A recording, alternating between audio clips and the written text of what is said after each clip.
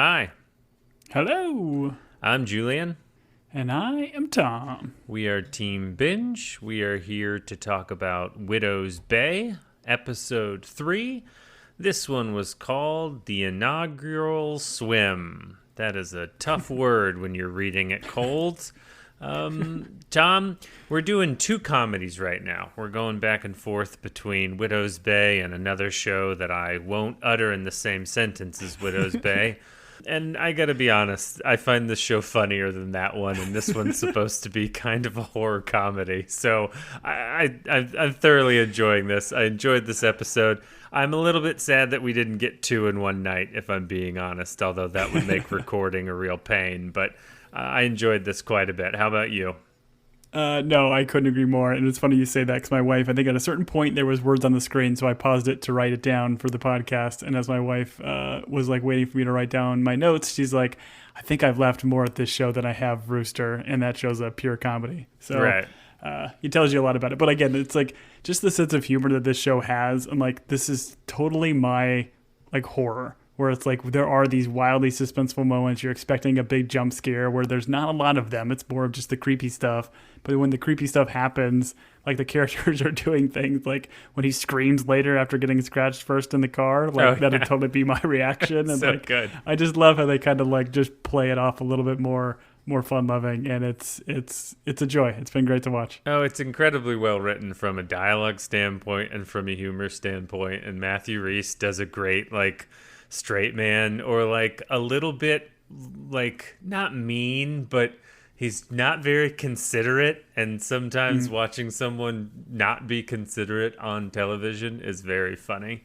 And especially when I don't think we touched on this in like the first episode. Everyone's like, why are you mayor here if you hate everyone that lives here? And it is kind of along those lines that we travel. But Tom, you like to do it every episode. Go ahead. Give us the straight summary. Yes, here's a quick little synopsis from Apple. It's time for the annual beach opening. Lay out a towel as the mayor tests the waters. Unrelated, do not pick up hitchhikers. Do not pick up hitchhikers. I will say, to your point about the horror, is as a coward, I would encourage anyone that has difficulty watching shows like this, pretend you have to write notes for a podcast. That way, when it does get suspenseful, you can go into your phone and just start typing notes, and then kind of out of the corner of your eye look at the screen so that nothing ever really scares you.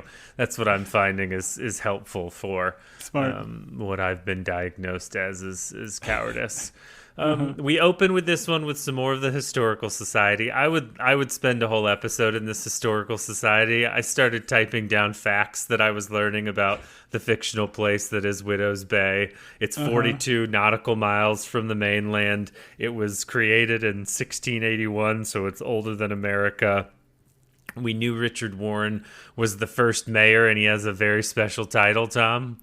Yeah, they give him like nowadays we call him first mayor, but like when he was listing off his titles, it was Lord Island Protector, which I feel like gives us a potential lot here, where maybe the reason why Tom is the one being haunted the most here is because it is his role as the mayor or Lord Island Protector to quell this haunt. I like it. You're going deep in the Tolkien lore of this island. That's good. I just appreciated that we found out that Richard Warren was married more than once, which I believe if you go and start like a weird island community, you always have more than one wife. Now, whether or not one is there while the other one's still alive, that's questionable, but it is what it is. They've got this video playing in the background of the guy like introducing the island, and then he goes to leave the set, and it's very much George W. Bush trying to leave that stage when he didn't know how to open the door, and he just sits in the corner. It was kind of creepy, but also funny, you know? Oh, it was great. Like, very professional, this actor. He's like, oh, they'll fix this in post. Like, right when I reach for the door, they'll cut. But it just stays there while the credits roll. So great. Very good. And I feel like we do a quick cut of, like, was it Richard Warren's, like, second wife? I think she had a diary they make mention of, but then they kind of stay on some, like, mannequin sitting in a chair, and I was just waiting for that mannequin to come alive. Well, I think that's just because you're afraid of dolls and mannequins, Tom. I think that's... This is true. That's where it... Oh, we learned that the article really made this island take off. So we're going into, I'm assuming, the summer months. I do appreciate that we don't have to worry about time. It's just like, hey, it's, I guess, summer because we're about to start swimming again, but we have no idea how much time has lapsed between the last episode and this one. It doesn't really matter. It's a little bit evergreen, but there's a bunch of people showing up, and we get our title character, which they call her Marissa later on. I didn't get a name during this initial conversation, but we're once again reminded there's no cell service on this island, and that there are a number of hoodlums running around graffitiing signs, which was pretty funny. Yeah, poor Dickens Street got altered, but since we're a podcast for children, we won't say what it actually was. That's exactly right. Dickens Hole, I believe, is what it got altered to. And that's the author, I'm saying. Yes. I love when she gets in, her not realizing she's in a horror film, but realizing this is a creepy island. She's like, please don't murder me, which is just a great thing to say anytime you get into a stranger's car. It really, I'm pretty sure by law, a murderer is not allowed to murder you if you say, please don't murder me, as you enter their car. I think it's like asking if they're a cop. Yeah. Exactly. They have to tell you, and they have to not murder you. I feel like because she was holding a pamphlet with his face, that is the level of comfort then you have getting into a stranger's car. That's because fair. His face is on her pamphlet you picked up. That's fair. I guess there was a verifiable way to see that he was the Lord High Protector of this island. She's there for a bachelorette party, we find out, and she's staying at the inn, which, like, the look on his face when she's like, I'm staying at the inn was great. Oh, to me, that's like strikes 1 and 2 right there, if this lady's staying there. Now, I have questions throughout, and I feel like they do a scene toward the very end when she eventually gets in the taxi. But gotta ask you right here, is this the hag? Is she the hag? No, I think verifiably she is not the hag because they show us a scene that Matt Rhys can't observe of her going back to her friends and getting in the taxi. So we see her friends, we see the taxi brought her, we see her talking, and it's not from the point of view of the guy who might be hallucinating or having these things happen to him. So my understanding is she's not. But I love how this show does it. I spend a lot of time being like, okay, is he imagining this? Is this really happening? And I feel like by episode 3, which is appropriate, they're starting to like say like, hey, this is not all in his head. There are other people that are experiencing the weirdness that's happening other than just our mayor, who may or may not have MRSA as he's trying to date Marissa, you know? Yeah, I think I totally missed this because I think I was, as you mentioned earlier, looking down at my phone to take notes after he had like looked through the peephole, and I was expecting a big jump scare to kind of happen. But I didn't even realize after finishing the episode that she did walk into a taxi. Had to watch it a second time to realize that. So my wife called me out before the podcast, so I didn't sound like an idiot, but here we are. Nice. Yes, she's a wonderful lady. We appreciate her making you not seem like an idiot, and we appreciate you laying out for us and looking why like I am an idiot. Yeah, exactly. I loved all of this. The mayor has to swim in the ocean every year to show it's safe, and the way of ocean dangers. Yeah, he's doing such a good job of like believing but not believing. I was going to mention when she's like, oh, we're staying in the inn, you can see all of it play over his face of like, oh no, like what weirdness has happened there. I recently had an experience, but I don't want to scare away the tourists like a local would. So I liked all of this. We find out that she is headed to the Barnabas Tavern later on, which he clocks.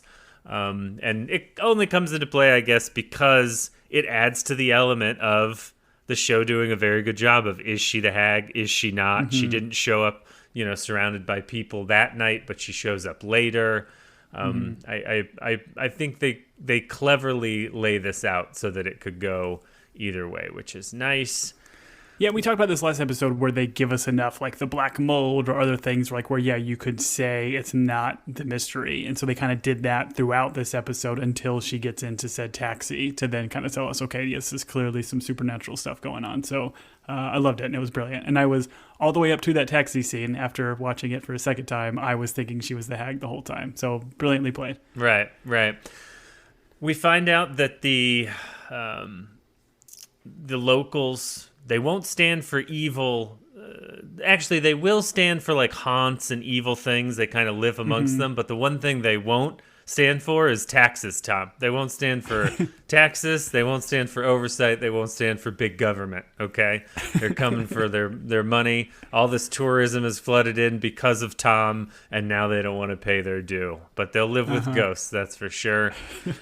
He has a conversation with Patricia and his staff about like, hey, are we getting the word out about Sunset cocktails? Which all of this is just what? He wants to meet up with Marissa again. So he's like wanting this word to be spread.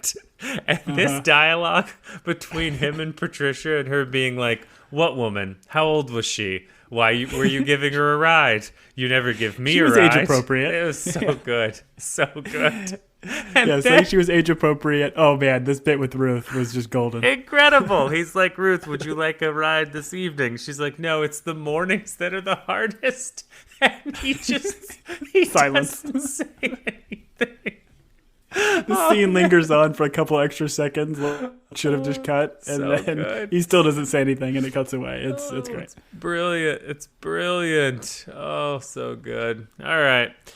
We have a quick cut of Tom getting ready, and I don't know that I got the sense in the first two episodes that he's kind of lonely and looking for romance, but this Marissa, who I'm going to say looks an awful lot like his dead wife, has really done something to Tom. So he's putting on his nicest shirt. He's staring at himself in the mirror for way too long. We find out that Evan is grounded.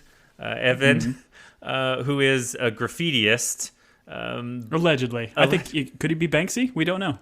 Listen, he got that way of answering a question with silence from his dad, because his dad's like, did you do that to the sign? And Evan's like, oh no, that's terrible. And then he just like, how could somebody do that? So good. All right. Yeah, Evan clearly knows how to play his dad, like a little bit here and then certainly a lot of it more later. He's working it to get out of this grounding. I would argue that our guy Tom may want to spend more time fathering. I don't feel like Evan's spending a lot of nights alone where he's able to sneak out and do things. I find Tom's fatherhood lacking. I'll just say that, I guess. Listen, he's got a lot on his plate, okay? Like, give him a break. That's true. Speaking of things on his plate, no one at Barnabas shows up, so he's nothing on his plate there. He drives home. And listen, ever since I saw The Ring as a child, a creepy woman with hair in front of her face walking in like an old Victorian dress will never be my cup of tea. No, thank you. I would have immediately... I don't know. Is this how people like accidentally hit people with their cars late at night and try and like get away with it? They just think it's an old creepy ghost and they run them over? Because honestly, I would have just sped up and run this old lady over. I certainly would have backed up a little bit and then stopped to breathe a sigh of relief. This was the dumbest thing Tom could have done. Has he not seen a horror film? Oh, I loved it. I feel like he was doing this just to kind of like one-up Patricia earlier of like he wanting to be a good person because she called him out for not picking up ladies of certain ages. So he's like doing this like to spite her almost, and then the creepiness ensues. And like the way she turns, hunches over, does this weird like wobbly run walk over to him, and then skirting in the background where he can't see it and little camera jumps. So brilliant. I loved it. Oh, it was great. And that's such like, I'm not going to call it brilliant writing, but it's so good to have the meeting where he's like, I don't pick people up. I'm inconsiderate. Oh, there's this moment where I can show them I can be considerate. And it turns out to be the hag, which is just awesome. And poetic. I love when he's back, like writing down on his notepad, and it's like old woman, possibly damp, was just so good. So good. Oh, the best part at the end was faster than an old woman should be! Exclamation point. And this is where he initially gets scratched, which I don't like open wounds. I don't like wounds that continue to bleed, and I don't like the idea of going into murky water with open wounds, because that's definitely how you start hallucinating an old hag in your house and your dead wife. Like how the doctor immediately calls out, oh, no, you shouldn't be going swimming. This is an open wound. This is a terrible idea. Not at all. I once got I'll call it a smallpox shot. And with the smallpox shot, Tom, it like blisters up, and like the medical personnel, they monitor it to make sure it's okay. And after I got it, so it doesn't become big pox. Right, exactly. So it doesn't grow up, get a job, and become big pox. I asked the medical professional that was giving me the shot, I was like, hey, even though I have this like localized infection, can I still? And he cut me off, and he was like, yes, you can still have relations with your wife. And I was like, no. Can I still surf? And I just, in that moment, I realized maybe my priorities were wrong. And so... That's incredible.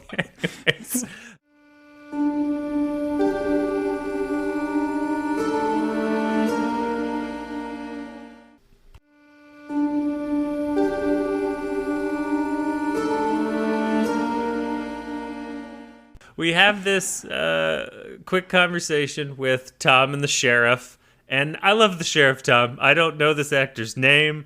I don't even know his sheriff name other than sheriff. But when Tom's like, you need to set up a perimeter in order to find this old woman, and he's It's like, the island has a perimeter. Just, I love It's how the ocean. over it Yeah. it is. This guy is. It's so good.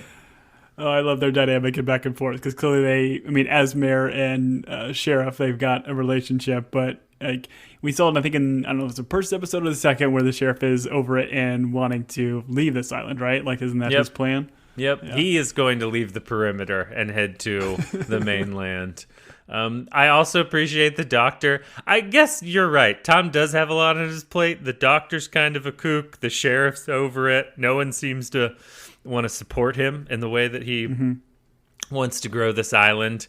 But the doctor being like, I'm sorry, what? Who did you do your residency under? And just like talking all of that about how he knows more than Tom was great. And every doctor should do it because we all go in having Googled our symptoms and we have Dr. Google in our pocket and they shut us down. We're all dying from sarcoidosis or something. Exactly. I don't know if this is a thing, but like in the background, I felt like there was this eye chart at the doctor's office that was just a bunch of E's or M's or W's, I guess, depending on your perspective. But it was just weird. Like it wasn't different ones where you would say what the letters are. They were all like the exact same, just facing in different directions. So maybe that's a real thing, or maybe it's a showism. I don't know. I'm pretty sure that's a normal eye chart where the E Is just it? faces. Yeah. I'm pretty sure. And you just give a directional. Yeah, I think that's right. You just say E, E, E, E, E, and he's like, 2020, you can fly a plane. The Ruth delivering the message that someone named Marissa called, and at first she calls, I think she called, Marissa, which is great for someone who's worried about an infection. But Ruth taking her time in her sweet, sweet old lady way was just so brilliant. His impatience with incompetence is just so good. I love it. I love his character so much. I see a lot of myself in Tom. Not the like mean parts of Tom, but the the funny parts of Tom. That is also a little bit mean. The gumption. Rosemary's like, hey, clear out. You seem a little bit like frazzled. Let me tell you a story about the old hag. And he's like, so good. Please don't. She just sets up camp. She like all she wants to do is deliver the story. It's so good. Right. And Tom, what do we find out about old hags? What do we learn in this episode? Because I got to be honest, I haven't read a whole lot on old hags in my life. Well, you're about the newer hags. So the old hags, they target lonely sailors. They use the skin under said fingernails after said scratching to track you down, which is just terrifying, which leads to Rosemary getting into a coughing fit, and Tom's reaction is just priceless. Right. She points at his glass of water. Instead of offering it, he pulls it away and literally says, you can't have my water. Which it's just so good.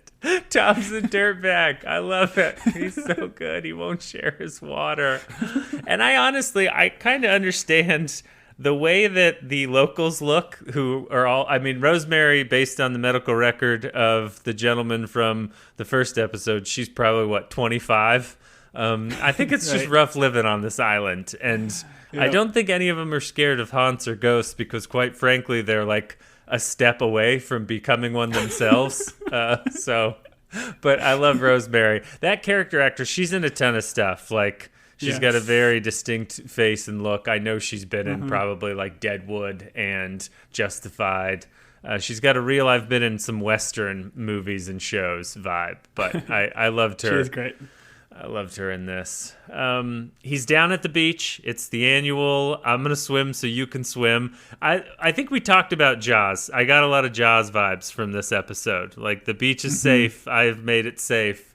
But just the administrative, like, buried inside this show, the office comedy of no one helping him and him showing up and there being no electricity, and the brilliance of him looking through binoculars to Garrett, the lighthouse operator with the bike who forgets something.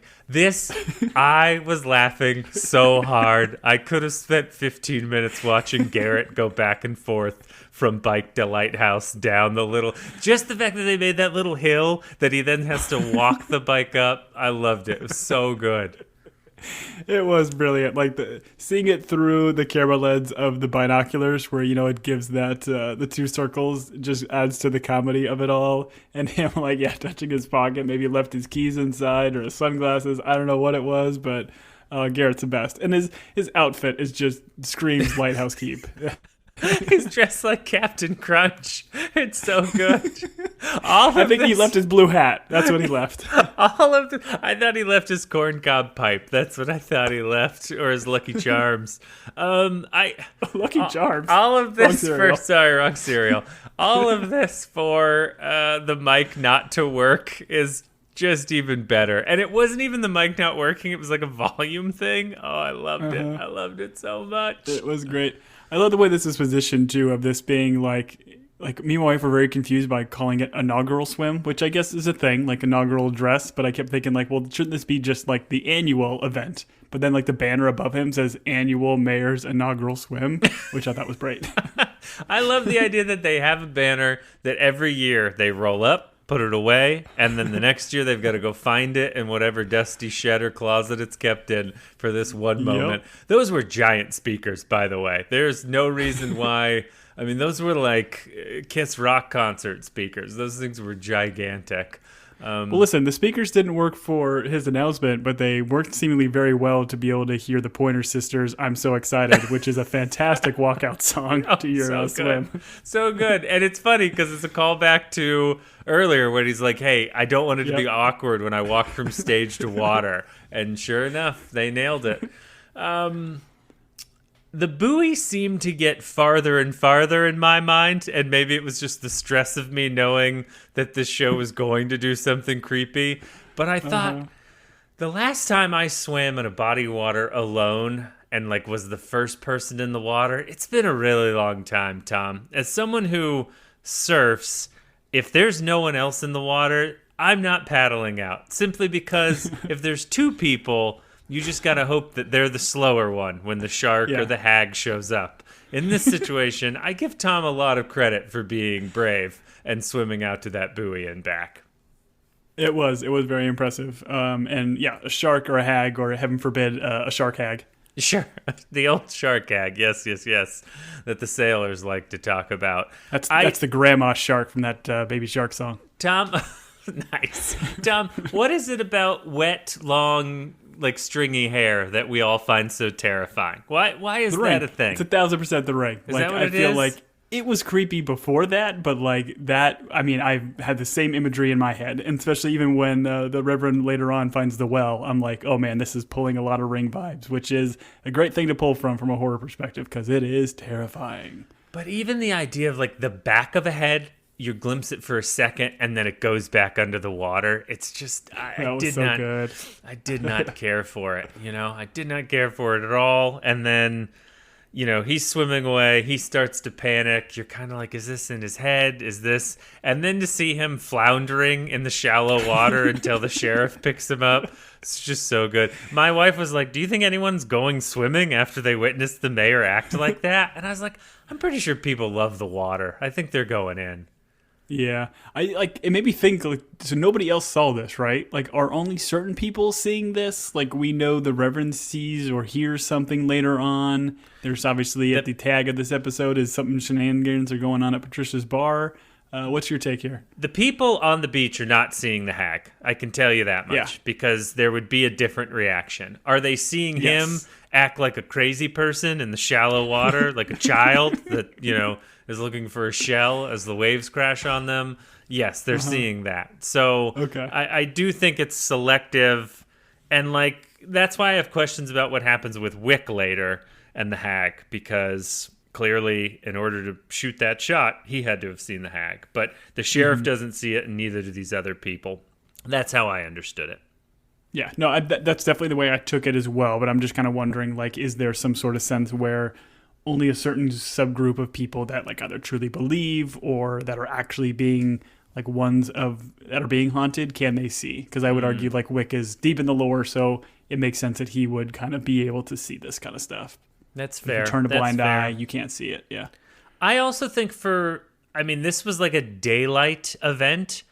It's easy to make things creepy at night. The show does it very well. I thought it was pretty cool to do something in the water in daylight and make it seem as creepy as it was, which I guess is someone who's prone to always think there's something swimming below them, even in a swimming pool, ready to drag them down and eat them, then maybe I'm just prone to being scared of these things. But I do want to mention he gets a cut on the leg that I don't think really comes into play later, because the arm is what he really is struggling with. But it is another one of those hey, did he scratch himself while he was floundering in the shallows, seashell? Or looking for that seashell? Or, did the hag get him? We don't know. We'll never know. But he goes and visits Wick. I loves Wick's why are you here? Why did it take this long for you to finally ring my doorbell? What's going on? What did you see? Yeah, exactly, yeah. And this leads to Tom being have you heard of a hag? And I wanted Wick to be clear out, my guy. I've been waiting to tell someone about the hag my whole life. I've been waiting Not tell for this. someone. Sing to someone. That's true, he does. Dom, do we not sing to each other enough? And by each other, enough. I just mean as humans. Should we sing more tales to one another when we're asked a question? What would you call this? Is this a sea shanty? Because he does the home start thing, which was really great. Yeah, it's a sea shanty. I think it would fall under that category. They're by the sea. He's a sailor. It's about a sea hag. I think that constitutes shanty, Yeah, we should learn this and do it next time we play that pirate video game we played before. Sure, I'm all for it. Tom, him getting to the end and Tom being I don't understand. How does she kill you? It's just so good. She crawls into your bed and she sits on your face. What a way to go, right? What a way to go. Later, when the hag is crawling on him in the chair, my wife goes, "Oh, she really does sit on your face," which was just so funny. Oh man! All right, so we then have our guy Wick explaining how you solve this, and you solve it by finding a wooden chest, locking yourself on the inside for 72 hours, which part of me is listen, you should maybe listen to Wick if you're starting to believe, but also if someone was hey, you gotta stay inside a box for 72 hours, I'd be nah, I'll just die. I don't feel hanging out in a single, do you take a Gatorade bottle? Do you take 2 Gatorade bottles, but make sure they're both labeled the right way? I don't know, Tom. How do you feel about sitting in a chest that you locked from the inside for 72 hours? Yeah, it was quite the recommendation. Maybe Wick has a chest that he could sleep in and an oxygen bottle to be able to survive the evening, but clearly Tom, as we find out later, does not. He just has a bathtub. Yeah, you just need Rocky there to watch you sleep. That's what you need. Everyone needs a Rocky. Amazing. All right. From there, which Tom has thrown the advice out, we run into him getting ready for sunset cocktails or whatever, and Evan's friends. I love Evan is grounded, but he just doesn't care. He's no, grounded means no friends over or you going to friends. But also, I think Evan is starting to feel that there really aren't many boundaries he can't push, because he's immediately like, hey, I know I'm grounded, but can I go over to Sean's house? And his dad's like, sure. I don't know if you've heard about this Marissa and her bachelorette party, but I'm going to go have a drink with her. So you can grounded, ungrounded, go see Sean. Yeah, it was, to your point, he's not doing a fantastic job of laying some boundaries as the father. But Evan seems to be having a great time. Oh, Evan, I mean, listen, if I was his age, living on that creepy island, just unlimited fireworks, there should be, I know we see a harpoon gun in this episode, but there should definitely be more firearms. That's my recommendation for this island. Okay. If you're worried about haunts and hags, more firearms. I questioned it last time where you wanted to bring an arsenal into that inn, but, lo and behold, it worked for the Sea Hag. Listen, guns solve all problems, Tom. I'm on the record.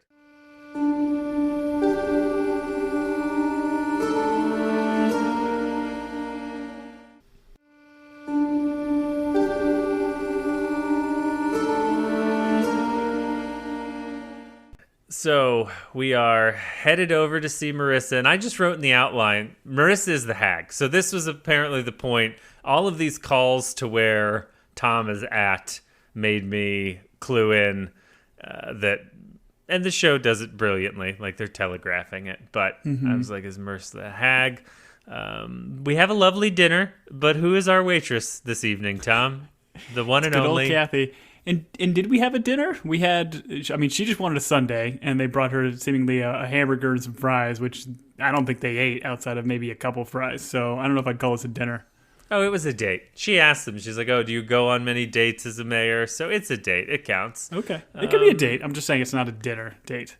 But I do, there's something about a show like this, even doing these scenes well, where the dialogue is fun. You kind of are excited. Marissa's charming. Tom's being charming. He's like, oh, you didn't order that. She's like, no, I ordered a sundae. I don't know. I wish there were other shows that we were currently watching that had people talking like normal humans. I guess someone telling about a hag that sits on your face and kills you. That's probably not how normal humans talk. But who knows, Tom? That'd have been great if that storyline was introduced in Rooster. Yeah, I would love it. I would absolutely love it. But that's not what we're talking about right now, Tom. That's tomorrow night where we have to talk about that. And then the night after, we're back at this one. So it just never ends. I'm not complaining. Content. I was a little bit surprised to bring the Reverend into this episode. You assume as the spiritual leader of this island, I guess he's going to come into a much larger role and into play I don't know. That would be my one complaint. I don't know anything about this guy. He had one conversation with Tom. We found out that the bell sounds, but it's locked up. And then we have him stumbling around and finding this well. I wish we knew more. I didn't even know his name until this episode. It's Reverend Bryce, I believe. Yeah, I feel like they've telegraphed it enough in the last episode where they kind of had him reading something, hey, if this bell rings and it triggers something else. And I think even when he does call him and leave him a voicemail at the end, he almost is saying that hey, I heard or I saw something, and he apologizes to him. So he maybe should have taken this more seriously or whatever, because this is part of his duties, I guess, as a reverend or whatever for the island. Yes. As a reverend, when you take your vows, your second vow is I will not allow any haunts to happen to my local flock. I protect Lord them Island Protector from all evils. That's right. And honestly, it's I'm absolutely nitpicking and saying that I wish we had more of this. I'm assuming they're going to explain it, and it is fun to have a character you don't know much about, and I'm interested in where his storyline goes, because we have that really creepy moment with Evan and his friends in a couple of scenes where he shows up and he goes, there is evil here. And you're like, all right, kids, maybe ask a couple more questions. That guy seems like he has some stuff that he's, willing to talk about. And you guys know he's a reverend, so he's tuned in with the spiritual world. Let's ask some questions. Agreed. But as he's like going through the forest here, and we see him in this first bit, like he stumbles across a well, and I'm assuming he like hears something, right? Because he's like putting his ear to it, but he's also like stumbling around in the forest. It's very odd. He's not just like purposely trying to find something. It's like, I don't know, he's stumbling around. It was kind of interesting. Yeah, I think what we need to do is go back to what he was reading that night, and there might be something more to this storyline, which, as a guy that loves to pause and read the written word, I'm surprised you didn't. But I think it either plays into that, because the only other thing we have heard him talk about hearing is the church bells, which he did not hear. And then on the voicemail later on, he says, I heard it. So I don't know. I think we'll get that detail, but I, in the meantime, promise you, Tom, I will go back to that episode where he's reading those notes and see if it says anything in there. And I will be ready to talk about it next week. Oh, you totally won't. We'll put a pin in that then. I'll put a pin in it. There you go. We did it. All right. Speaking of things that we put pins in, we find out when Tom is talking to Marissa that his wife passed. He says childbirth complications. Childbirth complications is something different. That'd be a rough way to go. But I swear there was a cut where he's looking at a calendar and it's like wolves, but then there is a vehicle rolled over. And I've watched enough television to feel like that was the implication of how his wife passed. No? Did I make all that up? I mean, it's possible. I mean, we just don't know what the implications are, because I know we kind of theoried like, oh, does Patricia drive him everywhere? Does he have like a fear of driving, or does he not? But he has been driving. He drove obviously in this episode, and I think did in the previous. So yeah, I don't know if he's telling the full truth or if we're going to get more, but would certainly maybe explain a little bit more about the dynamic he has with the son, Evan, if the wife wasn't really a part of his life. But I don't know. I felt like Evan knew his mom to some point, but I don't know. Well, he has that conversation with him where he's talking about Evan's mom as if he's like, hey, your mom was the more adventurous one. So maybe Evan didn't grow up around her. Yeah, and that's you're right. like, I think you're right. I don't know. We haven't seen Tom do a lot of strong parenting, so it's tough for us to know what Evan does and does not know. I loved when he is like kind of opening up about his wife dying. That is the exact moment Kathy shows up and is like, hey, how do we feel about dessert? Which she had already ordered a sundae that wasn't coming. I thought the comedy in that was all brilliant. This leads to an offer of sunset cocktails because he realizes he's late, and Marissa instead is like, hey, how about we go to your house? And I was like, don't do it, Tom. You're a young man. Don't do it. I don't know. Don't do it. And he ultimately definitely got strong sea hag vibes here of like trying to invite yourself over, or like, is she a vampire? Does she need to get permission to walk in the door? I don't know how sea hags work. Well, I don't either, but I do think that that's funny that later on Tom is kind of assuming they operate on vampire lore, which is they have to be invited in. So yeah, but he starts to get skeptical here, right? Because he's like, tonight's not the best night. Like, he's starting to think about, is she the hag, right? In his mind. This is where yes. And once again, that's all him as an actor, like putting that on his face so that we are picking up that, okay, he is now suspicious. We're suspicious as an audience, and he's starting to pick up how weird it is that this beautiful woman that's showed up on this one night at the same time the hag is around and she's trying to get into his house. I don't know. I enjoy how they're doing this. We talked about Evan and his friends just fireworking it up and meeting old Reverend Bryce, who just seems like he's the happiest guy in the world. Nothing weird happening in his life. When he delivers this, there's evil here, and then he does this creepy exit from screen where he just kind of like stares at them, but then just kind of sidle walk sideways where the camera doesn't move. Like, I laughed at that. I thought the exit was just great too. Well, what's funny is our scope from the camera is limited, so he steps off camera, and in our minds he's gone. But in real life, he's still within, like, Evan's still staring at him. And it's like, Hey, man, like, I can still see you. You're walking very slowly. Would you like to answer some questions? But no, that's not how TV works. Once you're off camera, you're gone from the scene. We do get some brilliant... No, 3 seconds later, he trips over a lot. Right, exactly. We do get some brilliant voicemail work in this episode. I always think it's like, as an actor, is it fun to be like, all right, hey, I need you to take the tape recorder and go film your voicemail. And so we have Wick calling to warn him. We have, I feel like there was another voicemail. Oh, it's Patricia. Patricia calling to be like, hey, I'm at Sunset Cocktails and you're not here. And I get the sense that he may die at the hands of Patricia based on some of what we see from her. Maybe. Oh, man, just the daggers that she stares at him, I think those could kill. Yeah, exactly. His arm continues to bleed. And Tom, wouldn't you know it, there's a knock at the door. And who's at the door? Marissa. Not MRSA, Marissa. Although it might be MRSA if we had a doctor that knew what he was doing. This back and forth of, are you going to let me in? And him saying, why are you asking like that? I just thought was brilliant. Because it does, like, they didn't explain it. Like, at any point, no one was like, hey, vampires have to... Like, a show that thought we were dumb would be like, hey, you remember how vampires have to ask to come into your house? Like, they don't explain that, but we still pick it up. And I like that. I like that quite a bit. I like not being treated like a child, Tom, Yeah, I appreciate that too. And then, like, even like Wick's voicemail, it's like, if she's not in there yet, she's going to find a way in. So it's like, he kind of knows there's no like a vampire type letting you in kind of thing. But like his response is like, I know what you are.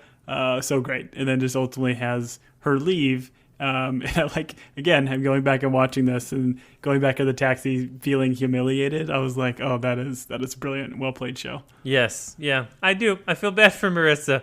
Marissa doesn't know she's dealing with a terrified mayor who's had a lot going on in his life. But yeah. So we then have Tom passing out.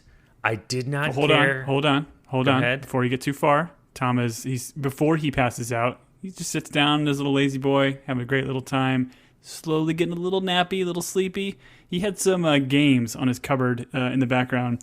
And if you zoom in, my man, guess what game you could find? Teeth. Settlers of Catan. It's there. Catan is in this show. Boom. Take that. Tom, I would rather play Teeth, which is a board game that only has teeth extractors in it, or I would rather play Run than Settlers of Catan. I would play any of those games before I played Settlers of Catan. I hate it.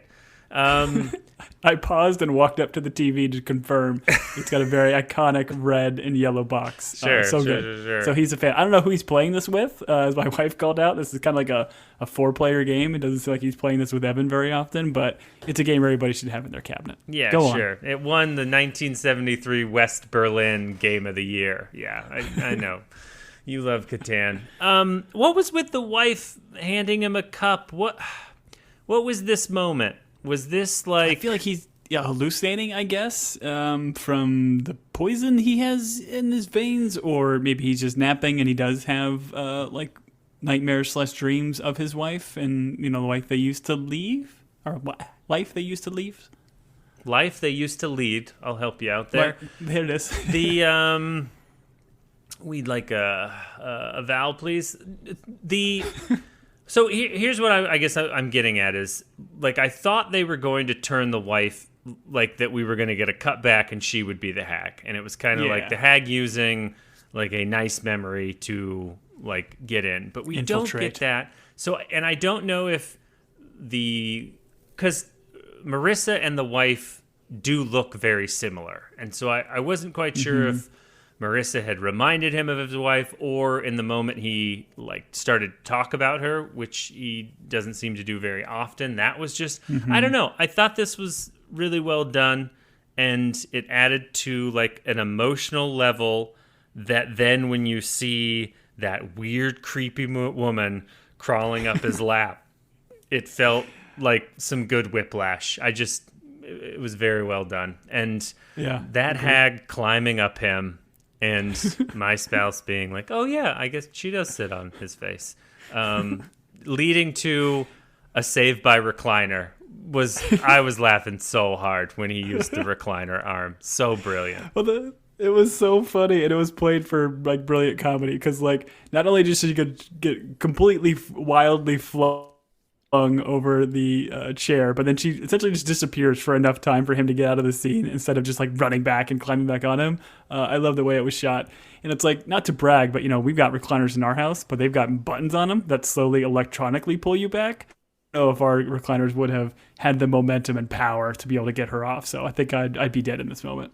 And we all grew up with those recliners that had that lever that when you pulled it, it was like a parachute going off. Like it just, Yeah. Both sides. I loved it so much. Tom, I'm going to tell you this right now. If a hag is coming after me in my living room, I'm not hiding in a bathtub. I'm not hiding in a place where water normally accumulates. If this is a sea hag, I'm not going to essentially a small ocean or an area that would hold a small ocean in order to fight a hag. I did not... Listen, his options were limited. He had to go where he could find some sort of escape from her. And I would argue after she explodes into dirty water, the bathtub was the perfect place to be because now it's got easy cleanup. That's fair. Although there was a lot of like dirt and seaweed. So I'm a little bit worried about clogging the pipes. These old houses, they don't have very good pipes. But I want to give another shout out to my spouse. She was like, Wick's going to show up. And sure enough, old Yes. John Wick shows up with a harpoon and shoots it right through her brain. And this is, once again, okay, so it's not all in his head. We've got another character, although this other character has shown that he also may be mad or losing it. So it may be them incepting each other, like in that movie by Christopher Nolan where you can get into each other's dreams. Tom, have you ever seen Inception? Yeah, it's called Double Dream or something like that. Sure, that's what's happening here. Or this is really happening and Wick is witnessing it as well. I loved it. I loved a harpoon to the face. I love the way that like the hag gets dispensed too of just bursting in water. It was a cool effect. Yeah, it was. And we didn't have to deal with like burying the body of an old woman with dementia that we thought was a hag, but is really someone's grandma, and we murdered her. 39-year-old grandma. Yeah. Exactly. We end with some more voice work over recordings. Bryce leaving the voicemail, which we talked about, and then the sheriff on the radio. There's a panic at the Patricia Disco or something. The Patricia's Cocktails. Bad things are happening. Is the Sunset Cocktails, is this Patricia's establishment? Does she own this like bar or something? No, I think it's just she was holding the party, so he's calling it Patricia's Cocktails. I would say they're using the term sunset pretty liberally because it is nighttime when they are at dinner, and he's like, oh, sunset cocktails. Like, I don't know how the sun works on this island, but I'm pretty sure it's way past sunset. Agreed. But they sound like a great time. They do sound like a great time. Yeah, that sheriff sounds like he's loving it. I wish there was just some gunfire in the background, but the show's too smart for that. Speaking of too smart for it, I really enjoy this show, Tom. I'm excited. I appreciate what they're doing. I'm looking forward to... This is one of those rare moments where it was 37 minutes and I could have taken 5 minutes more and a second episode to roll into. I really appreciate what they're doing here, and it seems like the world is appreciating this show, which is nice. It seems to have gotten pretty good reviews. And I just want to shout out Jennifer S. She reached out to us, and she has joined us for Rooster, but it seems like she is more excited to join us for Widow's Bay. So, Jennifer, thanks for reaching out. And for those of you that are listening to us and want to connect, you can reach us at teambingepodcast@gmail.com. Let us know what you know of this show. If you're from some weird, like, New England haunted island and you've got stories to tell, I'm going to be honest. If it's a good one, email us, and we'll read it on air. It's always fun.